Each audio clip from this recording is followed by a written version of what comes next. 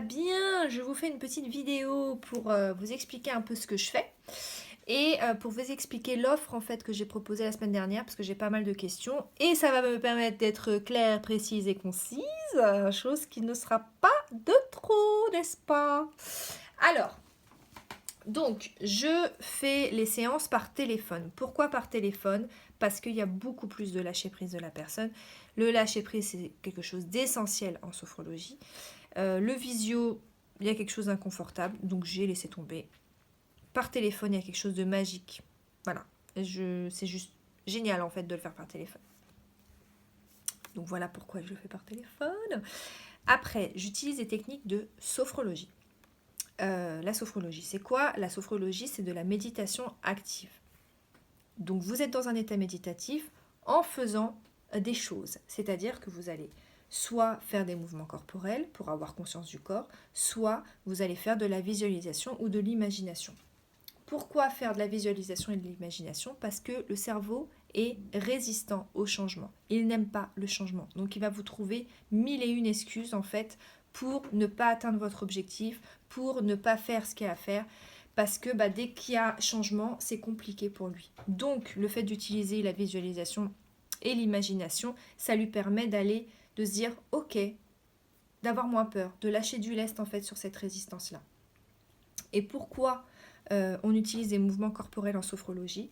Parce que en Occident surtout, on a un rapport au corps qui n'est que dans la douleur. C'est-à-dire qu'on ne se rend compte qu'on a un corps que quand il nous fait mal. Alors qu'en fait, le corps, il peut nous donner des signaux en permanence en fait. Il donne des signes en permanence, bien avant en fait que le mental ne l'analyse. Et plus vous allez faire de la sophrologie, plus vous allez vous rendre compte en fait de ces signes qui arrivent. Par exemple, vous allez vous rendre compte de plus en plus tôt quand vous avez une petite colère, ce qui va vous permettre de la gérer tout de suite, de la laisser circuler de manière très libre tout de suite. Et c'est pour ça qu'on utilise en fait, pour ça que cette conscience du corps est vraiment très importante. Si je reprends le pack en fait que je propose, l'accompagnement intensif, donc il y a une grosse séance au début, une grosse séance à la fin et 5 appels quotidiens, enfin 5 appels sur 5 jours, enfin, vous m'avez compris? Un appel quotidien sur 5 jours, voilà, c'est bon, j'ai trouvé la façon de le dire. Pourquoi? Eh bien, on revient à cette fameuse résistance au changement que le cerveau n'aime pas. C'est-à-dire qu'en sophrologie, ce qui est génial, en fait, c'est le fait de pratiquer régulièrement l'exercice. C'est ce qu'on appelle l'hygiène du mental. Sauf que le cerveau, il n'a pas l'habitude de ça, donc il va vous trouver mille et une excuses pour ne pas pratiquer. Vous avez autre chose à faire, vous allez remettre à plus tard, remettre à plus tard, remettre à plus tard, et on remet à jamais à un moment donné.